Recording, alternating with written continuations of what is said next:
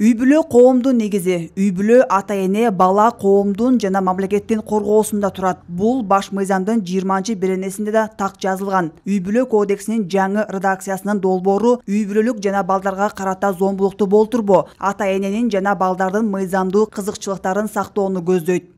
Зордук зомбулук, балдарга катары зордук зомбулуктар көп атпайбы? Андан кийин ушундай үй бүлөлүк зордук зомбулук. Андан кийин жана биздин азыркы инфляцияга бүт байланыштуу ошол биздин жана оор кырдаалдагы үй бүлөлөргө мамлекет, коом кандай жардам бере алат? Ошолор жөнүндө көп ойлоп, ошол жөнүндө биз жаздык да. Ошондой эле документте никеге 18 жашка толгон гана адамдар тураалары, үй бүлө эркек менен аялдын ортосунда гана түзүлөөрү белгиленген. Никеге туруп аткан адамдар бири-бирине ден соолугунун абалы, психикалык оорусу, баңгилик жана кумар оюндарына көз карандылыгы жөнүндө билдирүүгө милдеттүү. Бир адам бир гана адам менен никеге тура алат. Көп никелүүлүккө уруксат берилбейт.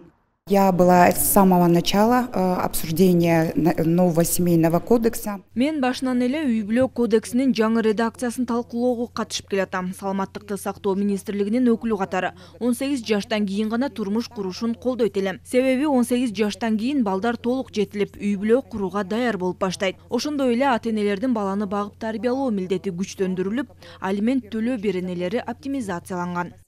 Үй бүлө мыйзамдарын өркүндөтүү максатында иштелип чыккан долбоор учурдун талабы.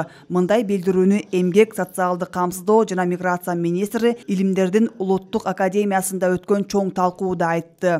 Эми бул жерде негизги басымды дагы зарылчылык дагы эмнеден келип чыккан? 2021-жылдан 2026-жылга чейин ошол баягы инсандын руханий адеп акылактык өнүгүүсү жана дене тарбиясы концепциясы биздин президентибиз тарабынан жарлык менен бекитилген. Ошол жарлыкка ылайык дагы биз баягы үй бүлөнүн, салттуу үй бүлөнүн, ошол коомдогу баалуулуктарды, туруктуулукту сактоо боюнча анан негизи эле ар бир ата-эне өзүнүн жакшынакай жүрүм туруму менен, өзүнүн жакшынакай тарбиясы менен биз бүгүнкү күндө биз балдарыбызга үлгү көрсөтүшүбүз керек.